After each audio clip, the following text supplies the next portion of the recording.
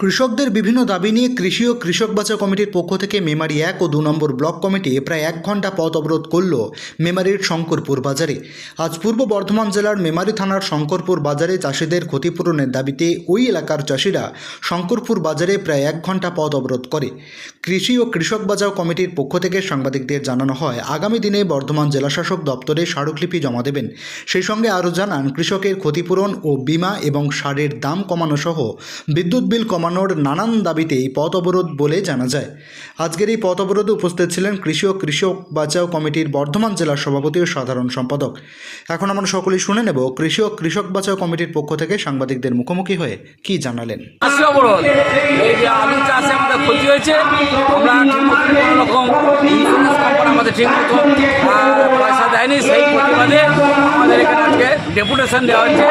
প্রশাসন আসবে, ভিডিও আসবে, এটা এসে আমাদের একটা সলভ করে দেবে, আমাদের আশ্বাস দেবে, আমাদের এই আন্দোলন এই অবরোধ চলবে কতক্ষণ? এখন যতক্ষণ না প্রশাসন আসছে ততক্ষণ আমাদের অবরোধ চলবে। আচ্ছা, এখানে যে পরবর্তী এখানে না হলে আমাদের গর্জেন যেতে হবে, তারপরে না হলে আমাদের দিল্লি যেতে হবে। ঐক্য মঞ্চের পক্ষ থেকে এখানে আলু চাষিরা বিগত কয়েক বছর ধরে ক্ষতিপূরণ পাচ্ছে না।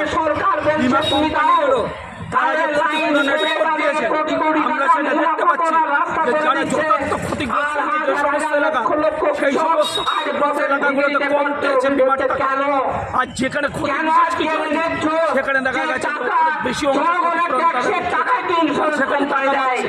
তাই আমরা মনে করছি যে এখানে সজল ঘোষণা আছে, এখানে দুর্নীতি হয়েছে, সরকার ঘোষণা অবিলম্বে হয়েছে সেই সমস্ত